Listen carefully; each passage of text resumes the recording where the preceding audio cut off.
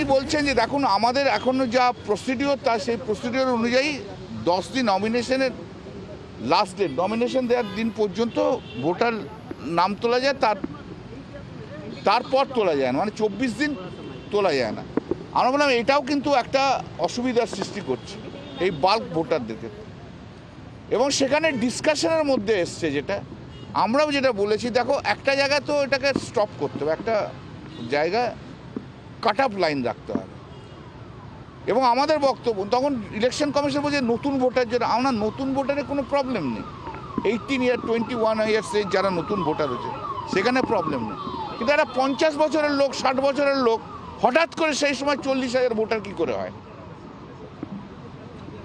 এই জায়গাটাতে বলেছে we are seriously considering it.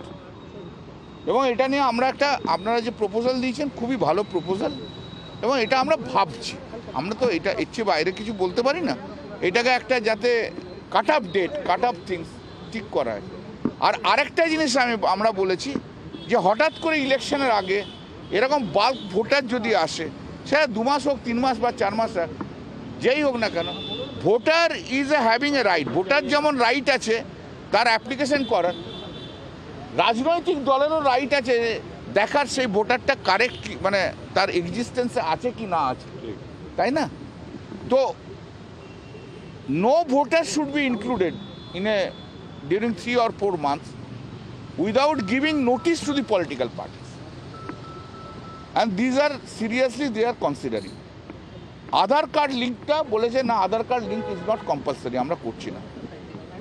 BLA লেভেলে যেটা আছে যে আইডেন্টিফিকেশনের জন্য যেটা বলেছে যে ছবি দেয়া, ছবি, আধার কার্ড এগুলো দিতে হবে, আমরা যখন বলেছি দেখো এগুলো কিন্তু এক্সপোজ টু দি রিস্ক, কারণ আমরা তো অনেক কিছু আমাদের অভিজ্ঞতা আছে, যদি আগে আইডেন্টি কার্ড ভোটার ইয়েটা দেখে নিই তাহলে তো আমাদের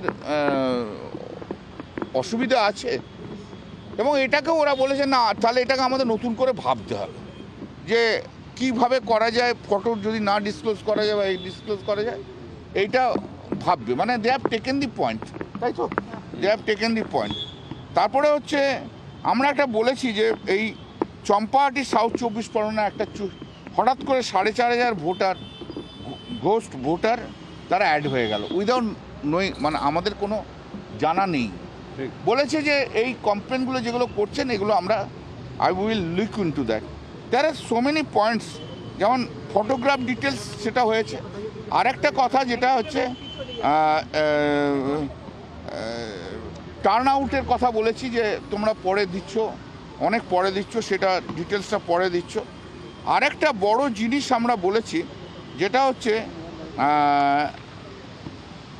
institutional bias, that is very important. দুটো জিনিস খুব ইম্পর্টেন্টলি আমরা বলেছি যে এই যে পশ্চিমবাংলায় যে মুহূর্তে ইলেকশনের নোটিফিকেশন হয়ে গেল, গভর্নর ঘুরতে আরম্ভ করলো,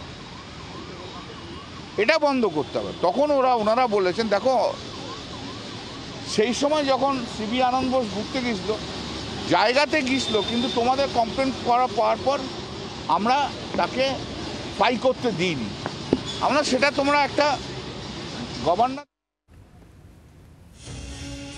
দিল্লিতে নির্বাচন কমিশনের দ্বারস্থ হয়েছে তৃণমূল কংগ্রেসের প্রতিনিধিরা, সেই ছবি তুলে ধরছিলাম আপনাদের সামনে। বাংলার আওয়াজ, বাঙালির আবেগ, জি 24 ঘন্টা।